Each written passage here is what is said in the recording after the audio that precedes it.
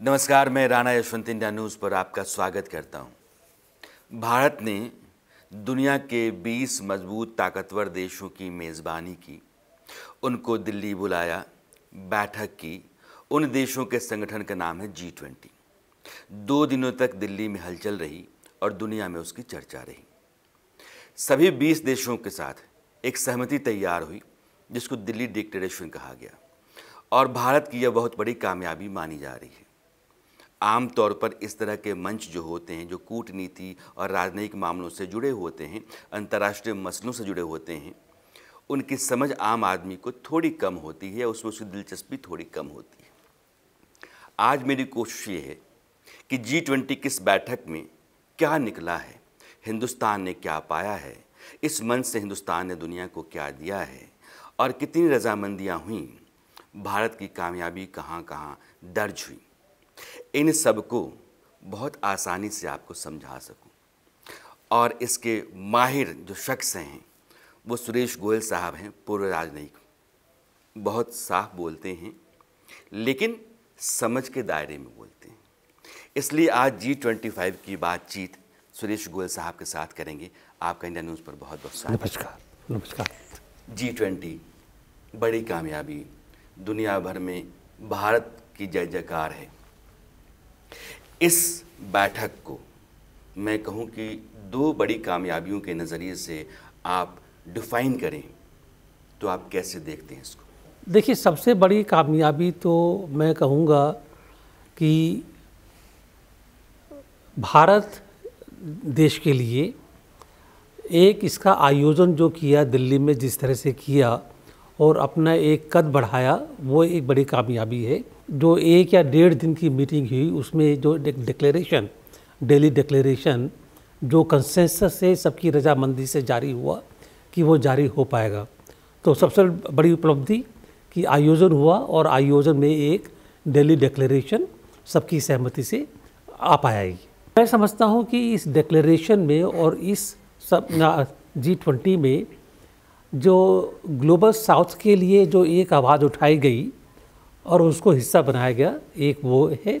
उसमें जो है पब्लिक डिजिटल गुड्स भी आ जाते हैं, इंफ्रास्ट्रक्चर, फाइनेंशियल इन्फ्लोज वगैरह, क्लाइमेट वगैरह, ये सब चीज़ें आती हैं। कई तरह की कामयाबियां इस बैठक से निकली आती है। एक सवाल बार बार आता है और भारत की जो सबसे बड़ी सफलता मानी जा रही है वो यही है कि यूक्रेन युद्ध चल रहा है, रूस G20 का मेंबर है और पश्चिमी देश अमेरिका समेत ब्रिटेन, जर्मनी, फ्रांस जैसे देश जो अमेरिका के साथ हैं, बात नहीं बन पाएगी।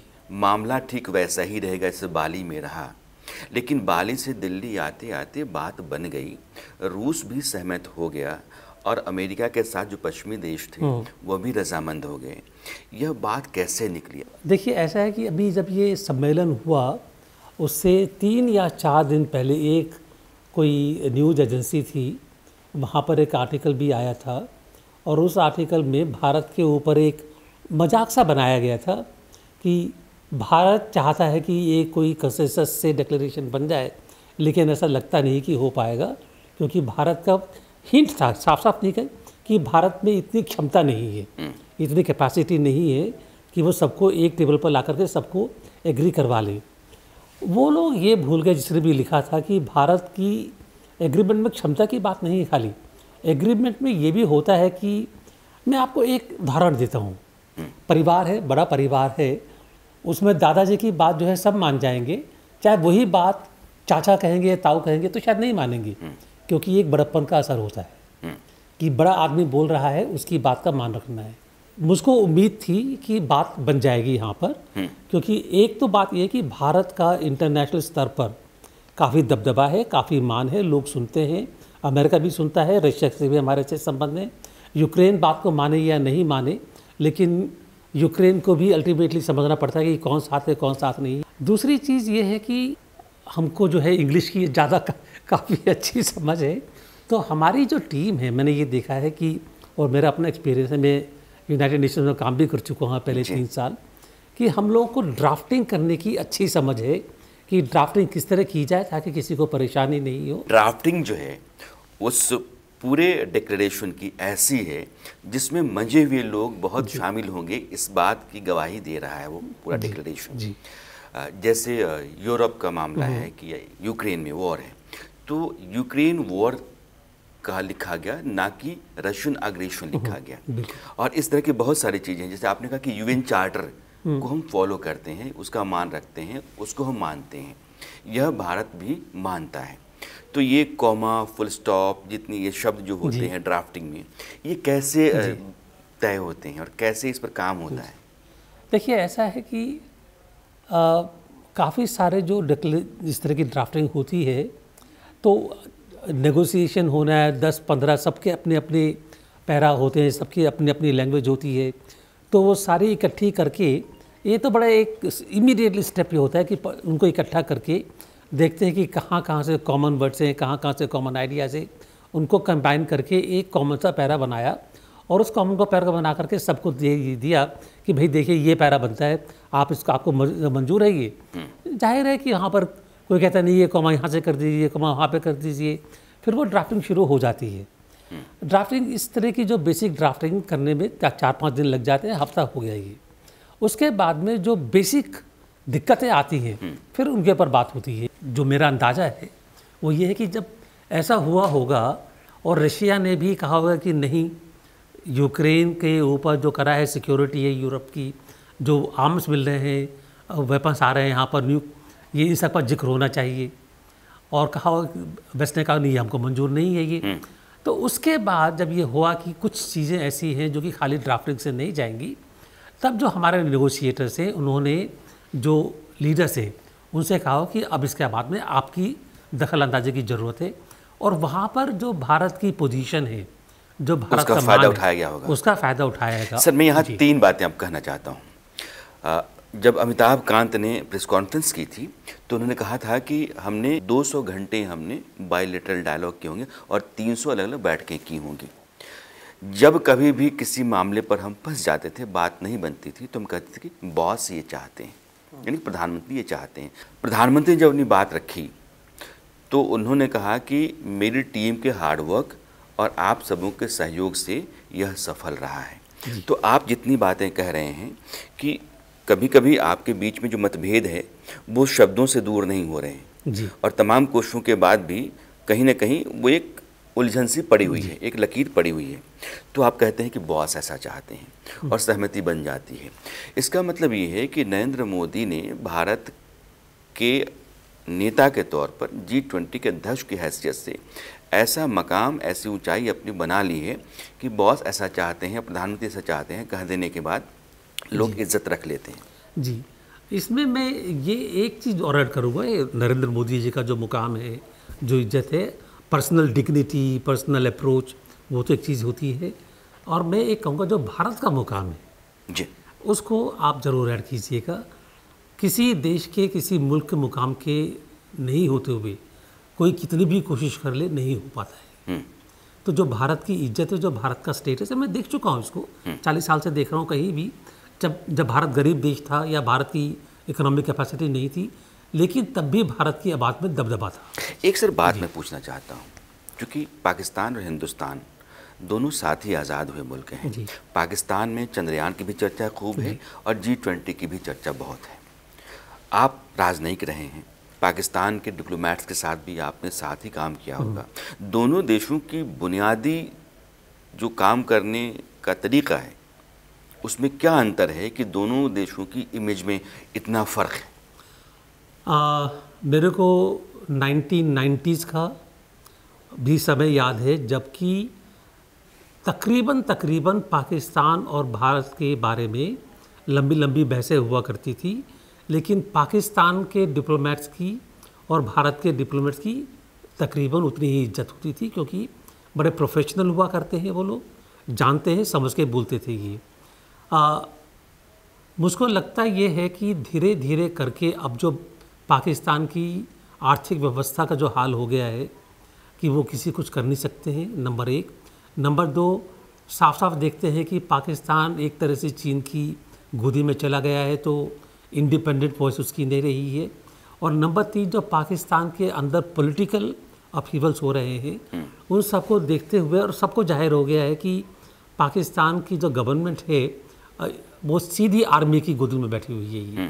तो उसको देखते हुए धीरे धीरे करके जो पाकिस्तान की डिप्लोमेसी का असर पहले से काफ़ी कम हो गया है अब, जबकि हमारी डिप्लोमेसी जैसे जैसे हमारी आर्थिक मजबूती आई है, हम आगे डेवलप कर रहे हैं, इसको देखते हुए। और एक चीज़ ज़रूर कहूँगा कि ख़ास तौर पर पिछले एक दशक में जी जो हमारी जो फॉरेन पॉलिसी में प्रधानमंत्री मोदी की वजह से एक असर्टिवनेस आई है कि हम जो है अपनी बात को जोड़ देते, तो उस सबको देखते हुए काफ़ी बदलाव आ गया है यहाँ पर भी और वहाँ भी। पाकिस्तान का जिक्र है सर, इसलिए इस रेजोल्यूशन में ये भी कहा गया है कि टेररिज्म को पनाह देने वाले देशों के खिलाफ हम मिलकर के काम करेंगे, एक्शन लेंगे और FATF के जो नियम कायदे हैं उनको सख्ती से पालन करवाने की कोशिश करेंगे। FATF भी पाकिस्तान और आतंकवाद को पनाह देने वाले देशों का जिक्र होता है, तो पाकिस्तान, इन दोनों के ज़रिए पाकिस्तान को हिंदुस्तान ने कितना शिकंजे में डाला है? शिकंजा मजबूत था लेकिन ढीला हो गया बाद में वो। कुछ भी कहिए आप, अल्टीमेटली किसी भी इंटरनेशनल डिप्लोमेटिक कहिए या इशू में जो हमारे निहित स्वार्थ होते हैं वो बीच में आएंगी, आते रहे हैं। FATF की बात करें तो पाकिस्तान को USA वगैरह की मदद से हम लोगों ने FATF की ग्रे लिस्ट में काफ़ी देर तक रखा, लेकिन अल्टीमेटली उसके बारे में फिर चीन का वीटो आना शुरू हुआ। एक वेस्ट भी जो है, क्योंकि अल्टीमेटली वेस्ट को भी ख़ास तौर पर USA को पाकिस्तान की ज़रूरत थी अफ़गानिस्तान के मामले में, तो वो भी एक हद से आगे नहीं बढ़ पाए और अल्टीमेटली वो ग्रे लिस्ट से भी हट गई। तो मैं ये कहूँगा कि किसी भी चीज़ में ये कहना कि 100% ही हो जाएगा बड़ा मुश्किल होता है, लेकिन फिर भी क्योंकि हमारी एक पोजीशन को देखते हुए, पाकिस्तान को देखते हुए अभी भी काफ़ी देश, काफ़ी मुल्क, सेंट्रल एशियन रिपब्लिक्स भी, वेस्टर्न यूरोप के जो देश हैं वो भी, UK हो चाहे फ्रांस हो, वो हमारे साथ काफ़ी हद तक रहते हैं और पाकिस्तान को काफ़ी हद तक दबाव में रखते हैं। FATF का तो हेडक्वार्टर्स भी वहीं पर है, तो बातचीत चलती रहती है उसके बारे में। तो वो FATF में हो या नहीं हो, लेकिन फिर भी दबाव काफ़ी रहता है उनके ऊपर, रहता है। अभी एक और डिक्लेरेशन का हिस्सा है जिसको इकॉनमिक कॉरिडोर कहते हैं।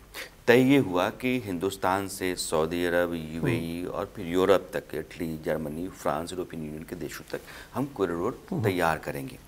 इससे कारोबार बढ़ेगा, फ्यूल कंजम्पशन कम होगा, जो बेवजह खर्चे हैं वो कम होंगे, आर्थिक तरक्की को रफ्तार मिलेगी। ये कॉरिडोर जो है चीन की मौजूदगी में सहमति में आया है।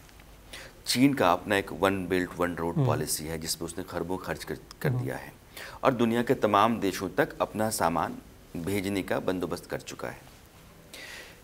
इस कॉरिडोर को क्या आप चीन की उस महत्वाकांक्षी परियोजना के मुकाबले में देखते हैं, और अगर ये आता है तो चीन को कितना बड़ा झटका है? ये मुकाबले में है और काफ़ी बड़ा झटका है। ये बेल्ट एंड रोड इनिशिएटिव, ये जो इसकी जो है, ये चीन, और हमने सही कहा था उस समय जब ये शुरू किया था कि हमें ये क्लैरिटी नहीं है कि ये आपकी खाली इंफ्रास्ट्रक्चरल प्रोजेक्ट है या इसके पीछे कोई मिलिट्री मकसद भी है। जब तक हम कोई क्लैरिटी नहीं होगी हम इसमें ज्वाइन नहीं कर सकते। उस टाइम पर जयशंकर साहब फॉरेन सेक्रेटरी थे, ये उन्होंने कहा था उस टाइम पर, और बिल्कुल सही कहा था, क्योंकि उस टाइम पर कोई क्लैरिटी नहीं थी। लेकिन अब क्लैरिटी हो गई है कि BRI के दो मकसद थे। दो मकसद में, एक तो मकसद ये था कि मिलिटरीली बिल्डअप करना इंडियन ओशन में, इंडो पैसिफिक ओशन में, और वो इंडो पैसिफिक में है और यूरोप की तरफ मिलिट्री बिल्डअप करना, और नंबर 2 जो कमज़ोर देश हैं उनको डेट एंड ट्रैप करके, डेट के ट्रैप में डाल करके अपने कब्जे में लाना, और दोनों में काफ़ी हद तक वो सक्सेसफुल रहे।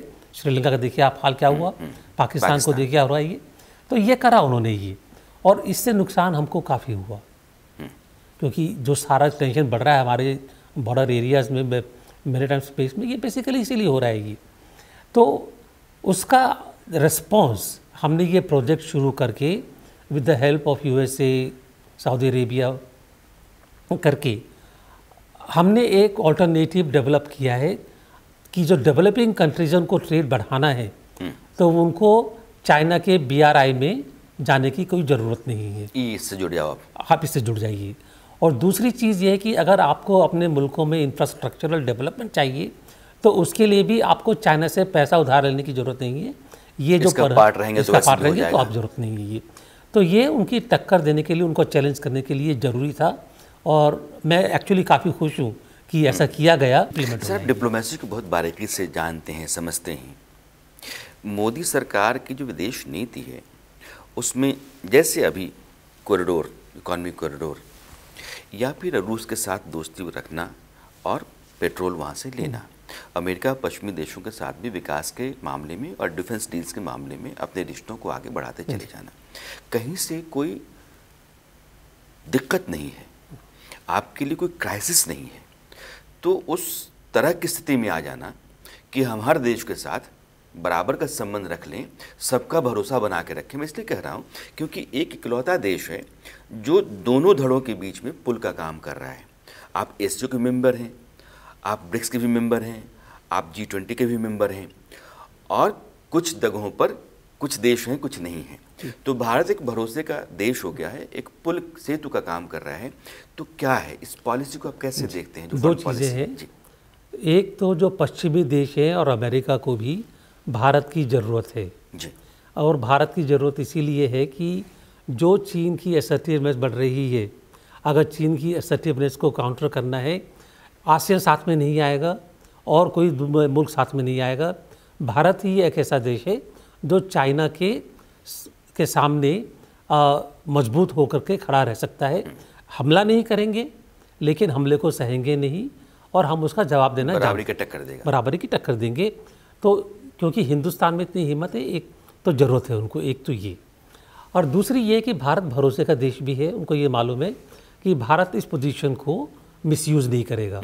हम पहले बोल चुके हैं कि हमको तेल चाहिए क्योंकि हमारी तेल की ज़रूरत है, पैसा नहीं है दे सकते इतना, हम महंगा तेल नहीं लेंगे हम, और जहाँ से हमको सस्ता तेल मिल रहा है हम क्यों नहीं लें, और रशिया से हमारा दोस्ती भी है ये। तो उनको भरोसा है कि हम इसको मिसयूज़ नहीं करेंगे या उनको धोखा नहीं देंगे, और हमारे में इतनी ताकत भी है कि हम अपना फ़ायदा खुद देख सकें।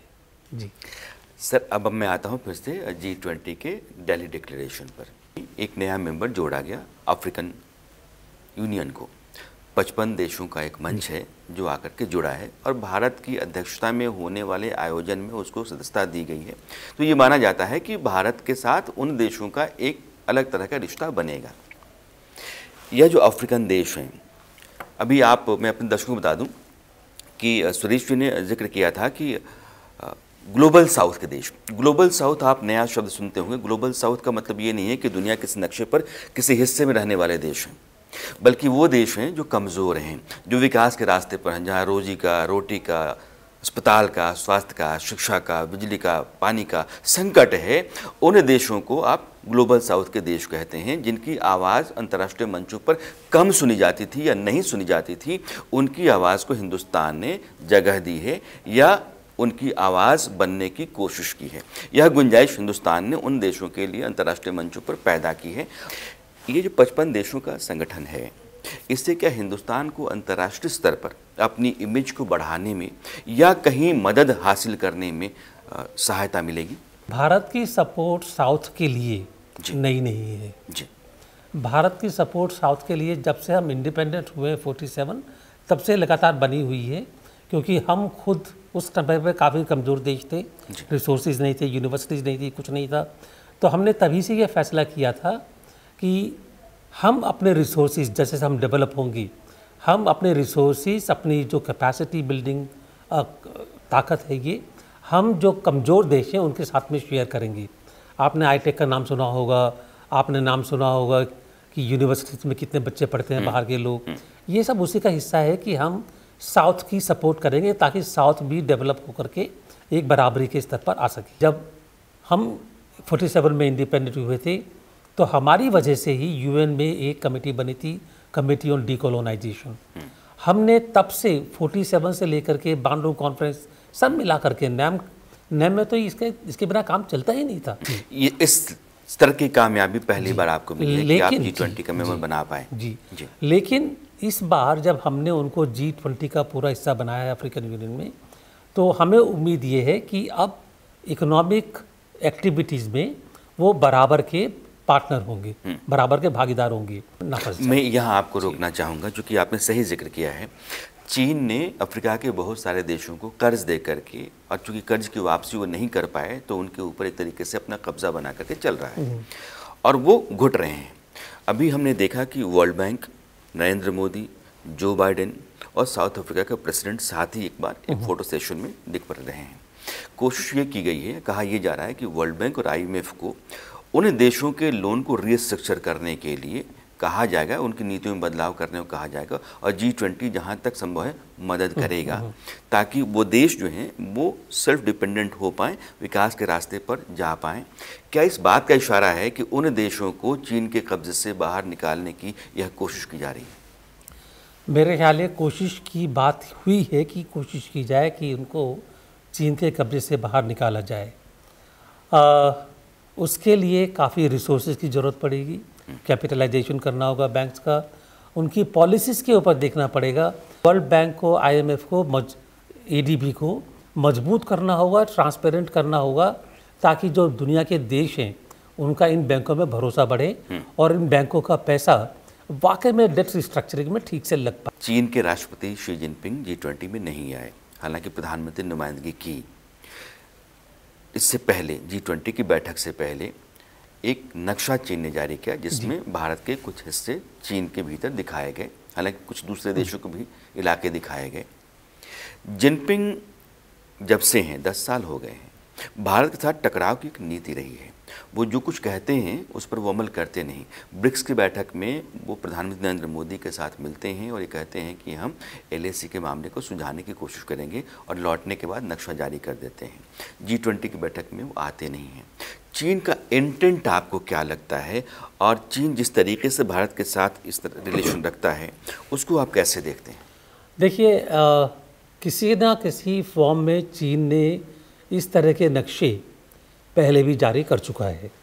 9 डैश लाइन की आपने मैप सुना होगा, जो क्लेम लाइन है वहाँ पर साउथ चाइना सीज में फिलीपाइंस की आइलैंड पर स्प्रेटलीज आइलैंड, जापान के संकाकू आइलैंड, उन पर पहले वो अपना क्लेम जाहिर कर चुका है। ये भारत की जो बाउंड्री लाइन है उस पर अपना क्लेम जारी कर चुका है। तो नई चीज़ मैप में नहीं है, मैप इस तरह के पहले काफ़ी आ चुके हैं। नई चीज़ ये है कि पहली बार हम तो खैर अपना जो है ऑब्जेक्शन दर्ज कराते ही हैं। पहली बार आसियान के सारे मुल्कों ने, सब ने मिलकर के इसके ऊपर विरोध किया है, और इससे चीन को ये मालूम हो गया है कि वो अपनी ये जो चालबाजी जो है अपन ज़्यादा दिन इस तरह चला नहीं पाएगा। प्रधानमंत्री G20 के लिए यहाँ बतौर अध्यक्ष रहना उनके लिए ज़रूरी था, बावजूद इसके वो आसियान की बैठक में गए। आसियान के साथ जो डायलॉग था उन्होंने किया, भारत का समर्थन दिया और आसियान के साथ बेहतर संबंध का वादा करके वहाँ से लौटे। क्या आपको लगता है कि आसियान देशों के ऊपर जिस तरीके से चीन का लगातार आक्रमण रहता है या उनके इलाकों को कब्जा करने की नीयत से वहाँ सक्रिय रहता है, उससे आसियान और भारत के बीच में एक भरोसे का संबंध बन सकता है और यह भारत की कूटनीति और विदेश नीति का कोई बहुत महत्वपूर्ण हिस्सा है? देखिए, उम्मीद है कि आसियान इशारे समझेंगे। आसियान जो हमने जेस्चर दिया है कि प्रधानमंत्री यहाँ पर G20 होते होते फिर भी गए, उम्मीद है कि समझेंगे। थोड़ी सी एक दो दिक्कतें हैं। एक तो जो आसियान के जितने भी मुल्क हैं चीन के काफ़ी दबाव में रहते हैं। 3-4 वजह हैं। एक तो जो चीनी पॉपुलेशन है वहाँ पर, एक तो वो है। इसके अलावा जो इकोनॉमिक कनेक्टिविटी है, रेजिलियंस लाइन, वो सारे चीन के ऊपर डिपेंड करती है, और चीन अगर चाहे तो, और करता भी है वो, कि उनकी इकोनॉमी को तबाह भी कर पाएगा। आसियान काफ़ी दबाव में रहता है, लेकिन इतना ज़रूर है कि आसियान को मालूम है कि अगर चीन की टक्कर में कोई है तो वो भारत है। 2005 में जब ईस्ट एशिया समिट हुई थी, जिसके लिए प्रधानमंत्री अभी भी गए थे, उस टाइम ली क्वांग याओ सिंगापुर के प्रधानमंत्री, उन्होंने ये कहा था कि आसियान की तुलना अगर हम एक हवाई जहाज़ से करें तो हवाई जहाज़ के जो 2 विंग्स हैं उनमें एक तो चाइना और दूसरा हिंदुस्तान का रहना जरूरी है। मतलब वो तब भी देखते थे कि only balancing factor for China is India. Suresh ji, आप आए, आपका बहुत बहुत शुक्रिया। बहुत धन्यवाद। बहुत बहुत धन्यवाद आपका।